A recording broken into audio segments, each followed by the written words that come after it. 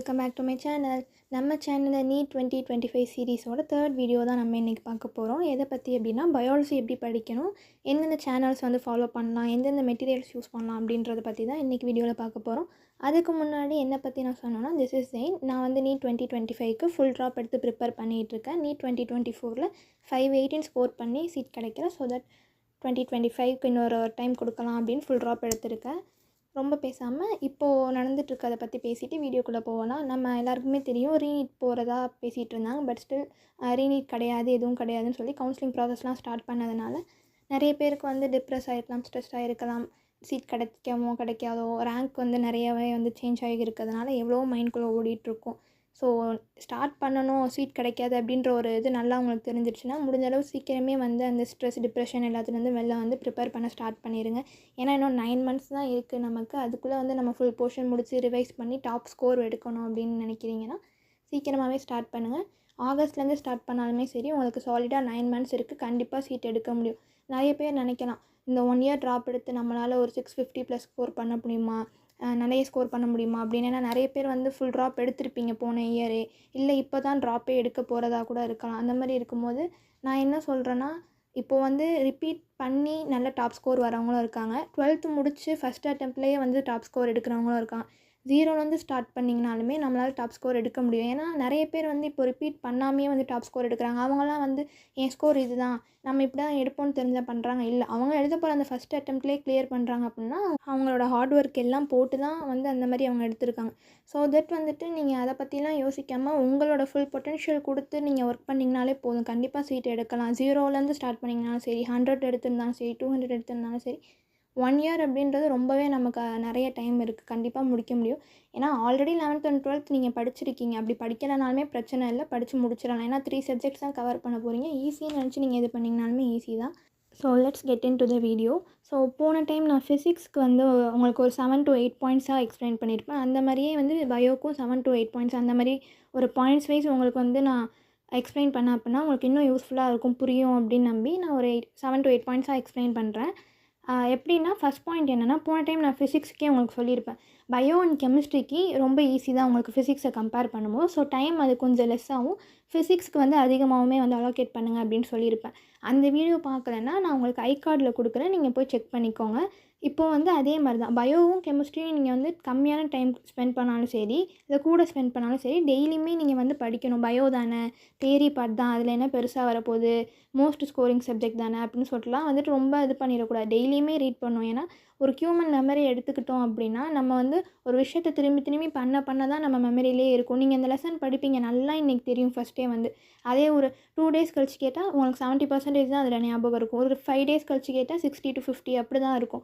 So முடிஞ்ச அளவு read பண்ணிகிட்டே இருங்க. டெய்லி கன்சிஸ்டன்சியாக நீங்கள் ஒர்க் பண்ணால் மட்டும்தான் 360 out of 360 பயாலஜியில் நீங்கள் எக்ஸ்பெக்ட் பண்ணவே முடியும். ஸோ முடிஞ்ச அளவு அலோகேட் பண்ணுறதும் சரி, ரீட் பண்ணுறோம் சரி, டெய்லியுமே பண்ணுங்கள். டெய்லியுமே பயாலஜிக்கு ஒரு டார்கெட் வச்சு அதை கம்ப்ளீட் பண்ணுங்கள். செகண்ட் என்ன அப்படின்னா, ஒரு பேசிக் டேர்ம்ஸ் இருக்கும். இப்போ நம்ம ஸ்ட்ரக்சரல் ஆர்கனைசேஷன் இன் அனிமல் அந்த 11th இருக்க அந்த லெசன் எடுத்துக்கிட்டோன்னா நமக்கு 4 டைப்ஸ் ஆஃப் டிஷ்யூ இருக்குது. அந்த டிஷ்யூவோட ஆர்டர் அதெல்லாம் கரெக்டாக ஞாபகம் வச்சோம். இப்போ எப்படின்னா எபித்தீலியல் டிஷ்யூ எடுத்தோன்னா அதுக்கும் கனெக்டிவ் டிஷ்யூக்கும் நடுவில் பேஸ்மெண்ட் மெம்பரேன் ஒன்று அப்படி இருக்கும் அப்படின்றது.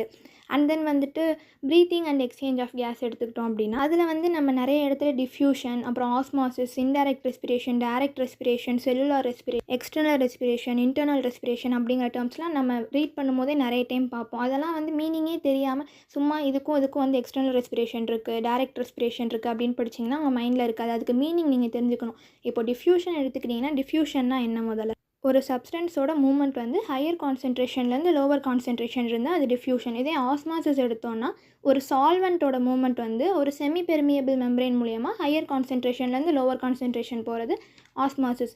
இன்டைரக்ட் ரெஸ்பிரேஷன்னா என்ன, ஒரு ஸ்பெஷல் ரெஸ்பிரேட்டரி ஆர்கன், அதாவது லைக் ஸ்கின்னு, கில்ஸ், லங்ஸ் அது மாதிரி இன்வால்வ் ஆகிருக்குது இன்டைரக்ட் ரெஸ்பிரேஷன். டைரக்ட் ரெஸ்பிரேஷன்னா இந்த மாதிரி ஸ்பெஷல் ரெஸ்பிரேட்டரி ஆர்கன்ஸ் எதுவுமே இன்வால்வ் ஆகியிருக்காது.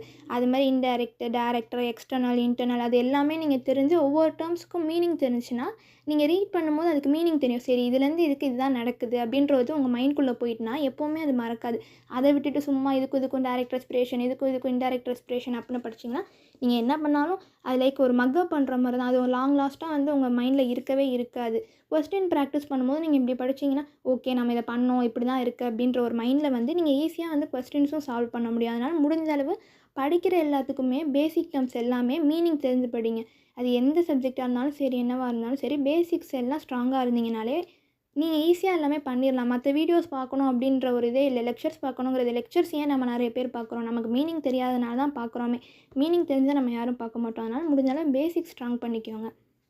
தேர்ட் என்ன அப்படின்னா, நம்ம 11th and 12th ஆல்ரெடி வந்துட்டு இதை இப்போ இந்த வீடியோ வந்து மோஸ்ட்டாக ரிப்பீட்டர்ஸ் தான் பார்ப்பீங்க. ஸோ தட் அதை வச்சு நான் சொல்கிறேன். 11th and 12th படிச்சிருப்பீங்க எல்லா லெசன்ஸுமே.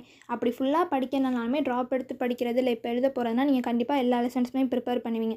அப்போது ஒரு 3 டிவிஷனாக நீங்கள் பிரிச்சுக்கோங்க. லைக் வந்து ஃபஸ்ட்டு ஆல்ரெடி நம்ம இந்த லெசன் கம்ப்ளீட் பண்ணியிருக்கோம், நமக்கு தெரியும், நல்லா தெரியுங்கிறத ஒரு காலமில் எந்த லெசன்ஸ்லாம் எழுதுங்க. இன்னொரு லெசன்ஸில் நான் ஏதோ படிச்சிருக்கேன் ஆனால் திரும்பி படிக்கணும் அப்படின்றதையும், இன்னொரு காலம் தேர்ட் காலமில் வந்து சுத்தமாக இந்த லெசன் எனக்கு தெரியவே தெரியாது, இதை நான் ஸ்கிப் பண்ணிட்டேன் அப்படின்றதையும் நீங்கள் வந்து முதல்ல செப்பரேட்டாக வந்து உங்களுக்கு எந்தெந்த லெசன்ஸ் தெரியும், எந்தெந்த லெசன்ஸ் தெரியாது அப்படின்னு அனலைஸ் பண்ணி வச்சுக்கணும்.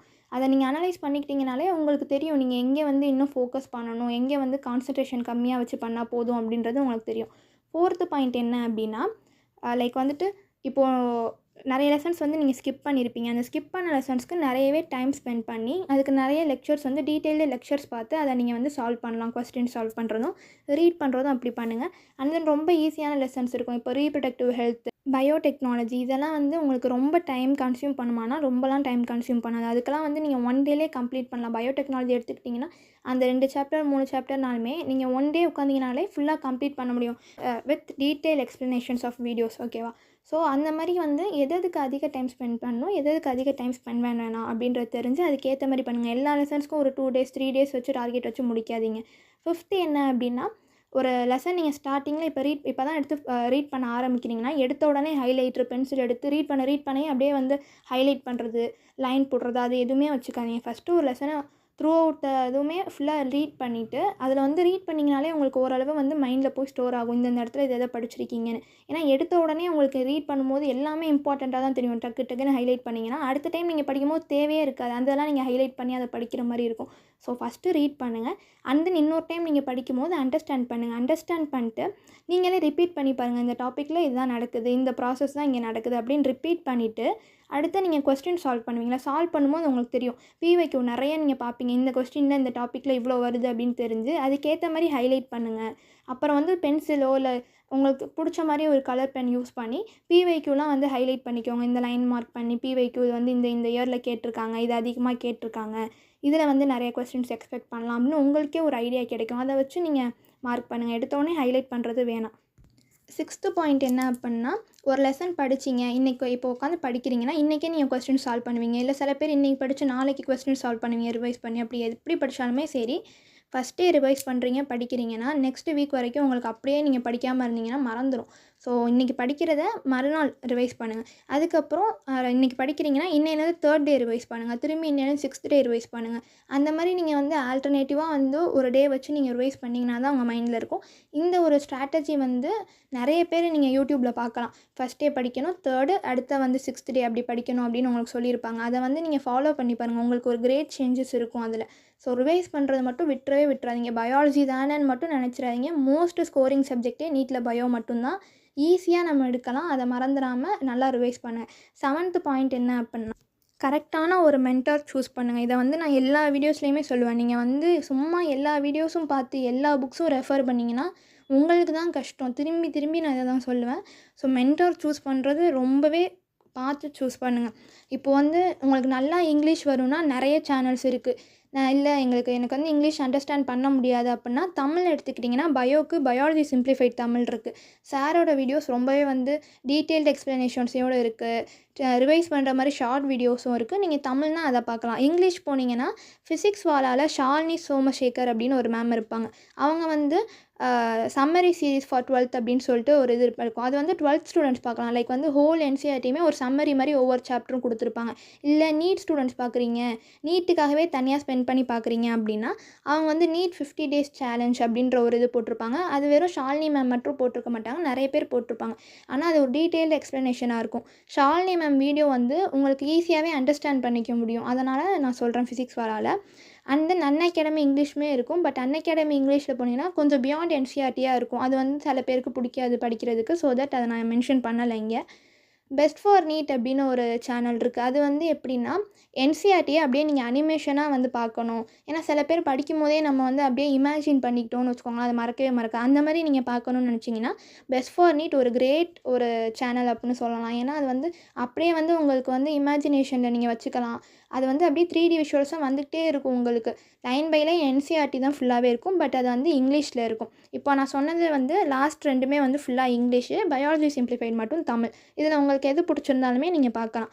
8th என்ன அப்படின்னா 8th வந்து புக்குன்னு போனீங்கன்னா பயாலஜிக்கு வந்து சொல்லவே வேணாங்க. என்சிஇஆர்டியே ரொம்பவே வந்து நமக்கு மோர் தென் சஃபிஷியன்ட். ஏன்னா பயாலஜியில் வந்து என்சிஇஆர்டி தாண்டி நம்மளுக்கு வைக்கவே மாட்டாங்க. ரொம்பவே ரேர் நம்மளுக்கு வந்து பியாண்ட் என்சிஇஆர்டி போகிறதே. இருந்தாலும் சில பேருக்கு வந்து அப்படியே வந்து என்சிஇஆர்டியே வந்து என்ன தான் புரிஞ்சு படித்தாலுமே கொஸ்டின் சால்வ் பண்ணால் தான் ஐடியா கிடைக்கும். கொஸ்டின் சால்வ் பண்ணி தான் ஆகணும், ஆஃப்கோர்ஸ் நீங்கள் பண்ணணும்.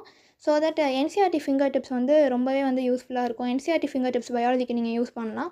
ஃபஸ்ட்டு வந்து நீங்கள் என்சிஇஆர்டி தான் படிக்கணும். அதுக்கப்புறம் என்சிஇஆர்டி ஃபிங்கர் டிப்ஸ் வேணால் எம்டிஜியில் யூஸ் பண்ணுங்கள்.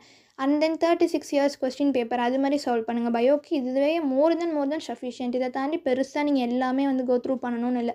உங்கள் இன்ஸ்டியூஷனில் கொடுக்குற மாடியூல்ஸாக இருந்தாலுமே அதுவுமே நீங்கள் யூஸ் பண்ணலாம். ஏன்னா எல்லாமே வந்து ஓரளவு சிமிலராக தான் இருக்கும். என்சிஇஆர்டி ஃபிங்கர் டிப்ஸ் என்னென்னா லைன் பை லைன் என்சிஇஆர்டி இருக்கும், அவ்வளோதான் வித்தியாசம்.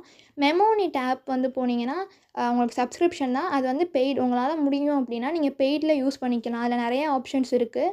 நிறைய பிவைக்யூஸ், நிறைய டைப்ஸ் ஆஃப் கொஸ்டின்ஸ் நீங்கள் வந்து பார்க்கலாம். ரொம்பவே அது யூஸ்ஃபுல்லாக இருக்கும். நிறைய இதில் வந்து சஜஸ்ட் பண்ணுவாங்க. நீங்கள் அது ட்ரை பண்ணி பார்க்குறதுனா பார்க்கலாம். இப்போதைக்கு வந்து ஒரு சில லெசன்ஸ் வந்து பெய்டு இல்லாமல் இருக்கும். நீங்கள் அதை பார்த்தீங்கனாலே உங்களுக்கே தோணும், சரி நம்ம இது பெய்ட் பண்ணி வாங்குறதுல வந்து யூஸ்ஃபுல்லாக இருக்கும், ஒர்த் இல்லை அப்படின்றது உங்களுக்கு தெரியும். நீங்கள் மெமோனிட் யூஸ் பண்ணுறதுனாலுமே யூஸ் பண்ணலாம்.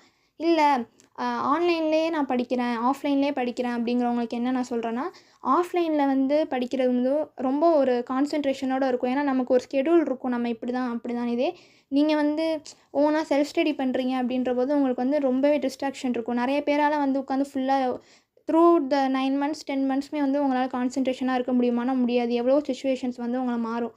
ஸோ உங்களால் முடியும், நான் உட்காந்து நல்லா படிப்பேன் அப்படின்னு நம்பினா மட்டும் செல்ஃப் ஸ்டடி பண்ணுங்கள். இல்லைனா நான் எல்லாத்தையும் என்ன சொல்கிறேன்னா, தயவு செஞ்சு ஆஃப்லைன் கோச்சிங் போகிறதே பெட்டர் தான். உங்களால் முடியும்னா மட்டும் நீங்கள் வந்து செல்ஃப் ஸ்டடி பண்ணுங்கள்.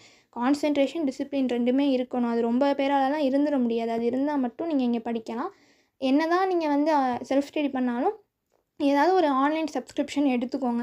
நான் வந்து இப்போது நான் செல்ஃப் ஸ்டடி தான் பண்ணுறேன். பட் நான் வந்து யூடியூப் வீடியோஸை மட்டுமே வந்து ட்ரஸ்ட் பண்ணி இருக்க முடியாது. ஏன்னா டெஸ்ட் சீரிஸ் எல்லாத்துக்கும் உட்காந்து நம்ம ஒவ்வொரு டைம் வந்து சர்ச் பண்ணும்போது டைம் ரொம்பவே போகும். லாஸ்ட் மினிட்லலாம் அது வந்து ரொம்பவே முக்கியம் நமக்கு டைம். ஸோ தட் நான் வந்து அன்அகாடமி இங்கிலீஷில் வந்து ஜாயின் பண்ணி ஃபீனிக்ஸ் 2.0ல நான் வந்து ஒரு ஸ்டூடெண்ட்டாக ஜாயின் பண்ணியிருக்கேன். ஸோ உங்களுக்கும் அந்த மாதிரி ஏதாவது ஒரு ஆன்லைனில் நீங்கள் ஜாயின் பண்ணுறதுனா பண்ணிக்கோங்க. நான் வந்து என்னை பொறுத்தவரையும் நான் என்ன சொல்கிறேன்னா, இது வந்து பெய்ட் ப்ரொமோஷனும் கிடையாது, இந்த ப்ரொமோஷனுமே கிடையாது. என்னென்னா அன்அகாடமி இங்கிலீஷில் வந்து லெக்சர்ஸ் எல்லாமே நல்லா தான் இருக்குது. பட் வந்து அதில் என்ன ஒரு ப்ராப்ளம் அப்படின்னா, ஸ்கெடியூல் வந்து ப்ராப்பராக இருக்காது. அவங்க சேஞ்ச் பண்ணிட்டே இருப்பாங்க. யூடியூப் வீடியோஸில் தான் அவங்க ரொம்பவே கான்சன்ட்ரேஷனாக இருக்க மாதிரி தான் இருக்குது. இப்போதைக்கு உள்ள ஸ்டூடெண்ட்ஸ் எல்லாமே அதான் சொல்லுவோம். பட் அவங்க வந்து லெசன்ஸ் வந்து கம்ப்ளீட் பண்ணிகிட்டே தான் இருக்காங்க. அது ரொம்பவே குட்டாக தான் இருக்குது. எதுவுமே வந்து குறை சொல்கிற மாதிரிலாம் லெக்சர்ஸ் எதுவுமே இல்லை. நீங்கள் நிறைய பேரை பார்க்கலாம். அன்அகாடமி இங்கிலீஷில் வந்து ஆன்லைன் கோச்சிங்கில் படித்தே 6:30 6:50லாம் இந்த டைம் எடுத்தவங்களுமே நிறைய பேர் இருக்காங்க. நீங்கள் ட்ரஸ்ட் பண்ணி லெசன்ஸ் இது பண்ணலாம். ஆனால் ஃபுல்லாக அவங்களே ட்ரஸ்ட் பண்ணி வந்தீங்கன்னா நீங்கள் ரொம்பவே டிசப்பாயிண்ட் ஆயிடுவீங்க. அப்படி நீங்கள் அன்அகாடமியில் ஜாயின் பண்ணணும் அப்படி எதுவும் உங்களுக்கு இஷ்டம் இருந்தால் நீங்கள் வந்து கமெண்ட்டில் போடுங்க. டீட்டெயில்ஸ் நான் சொல்கிறேன். அதுக்கப்புறம் உங்கள் இஷ்டம். நீங்கள் ஜாயின் பண்ணுறதும் பண்ணாமையும் இருக்கலாம். அது மாதிரி ஃபிசிக்ஸ் வாலா இருக்குது, வேதாந்தூ இருக்குது, நிறைய இன்ஸ்டியூஷன் இங்கேயே ஆகாஷ் இருக்குது, க்ரீன் பார்க் இருக்குது. க்ரீன் பார்க்கில் வந்து டெஸ்ட் சீரிஸ் மட்டுமே ப்ரொவைட் பண்ணுறாங்க. பட் அது வந்து ரொம்பவே நம்ம செல்ஃப் ஸ்டடி பண்ணுறோம் அப்படிங்கும்போது நம்ம யோசிப்போம். அது வந்து ஒரு 1 lakh கிட்ட வரும் டெஸ்ட் சீரிஸ் மட்டும் நீங்கள் பண்ணுறீங்க ஆன்லைனில் அப்படின்னா. அதெல்லாம் நீங்கள் வந்து பார்த்து ஆன்லைனா ஆஃப்லைனா என்ன ஏதுன்னு முடிவு பண்ணி ஒழுங்காக ஒரு விஷன் வச்சு அதை நோக்கி நீங்கள் போங்க. ஓகேவா? ஸோ லாஸ்ட் பாயிண்ட் என்னென்னா, கண்டிப்பாக உங்களால் முடியும். கண்டிப்பாக நீங்கள் நெக்ஸ்ட் இயர் 2025ல் டாக்டர் சீட் வாங்க தான் போகிறீங்க. யார் என்ன சொன்னாலும் சரி, உங்கள் டெஸ்ட் ஸ்கோர்ஸ் கம்மியானாலும் சரி, உங்களால் படிக்க முடியல, ரொம்ப டிஸ்ட்ராக்ட் ஆகுறீங்கனாலுமே சரி, உங்கள் ஹோப் விட்டுறாதீங்க. உங்கள் மேலே ட்ரஸ்ட் வச்சு நீங்கள் இது பண்ணுங்கள். கண்டிப்பாக முடியும். இல்லை ரொம்ப டிஸ்ட்ராக்ட் ஆகுறீங்கன்னா, நிறைய வந்து ஆன்லைன் வெப்சைட்ஸ் இருக்குது. லைக் வந்து குரூப் ஆஃப் பீப்புள்ஸோட நம்ம வந்து லேர்ன் பண்ணலாம். வீடியோ கால்லையோ இல்லை வீடியோ ஆஃப் பண்ணி வச்சுட்டோ டைமர் செட் பண்ணி படிங்க. நடுவில் பிரேக் எடுத்துக்கோங்க. உட்காந்து அப்படியே மைண்டு ஃபுல்லாக படிக்கிறதுலே ஸ்டிக் பண்ணாமல் கொஞ்சம் கொஞ்சம் அங்கே வெளில போகிறது, ஃபன் பண்ணுறது, ஃப்ரெண்ட்ஸோட ஆக்டிவாக இருக்குது, அந்த மாதிரி என்ன வேணாலும் பண்ணுங்கள். ஆனால் சோஷியல் மீடியா முடிஞ்ச அளவு அவாய்ட் பண்ணிக்கோங்க. கண்டிப்பாக நெக்ஸ்ட் இயர் நம்ம எல்லாருமே டாக்டர் ஆக போகிறோம். ஐ ஹோப் எல்லாருமே நல்லா பண்ணுவீங்க அப்படின்னு சீக்கிரமாகவே உங்கள் ப்ரிப்பரேஷன்லாம் ஸ்டார்ட் பண்ணுங்கள்.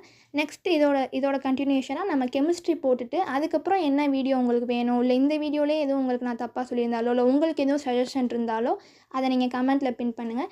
டெலகிராம் குரூப் வந்து கேட்டிருந்ததுனால டவுட் செக்ஷனுக்கும் அண்ட் தென் வந்து நோட்ஸ் அண்ட் பிடிஎஃப் சென்ட் பண்ணுறதுக்கும் நான் ஒரு குரூப் ஓப்பன் பண்ணியிருக்கேன். அதில் ஜாயின் பண்ணாதவங்களாம் பண்ணிக்கோங்க. டிஸ்கிரிப்ஷனில் நான் அதோட லிங்க் தரேன். தேங்க்யூ.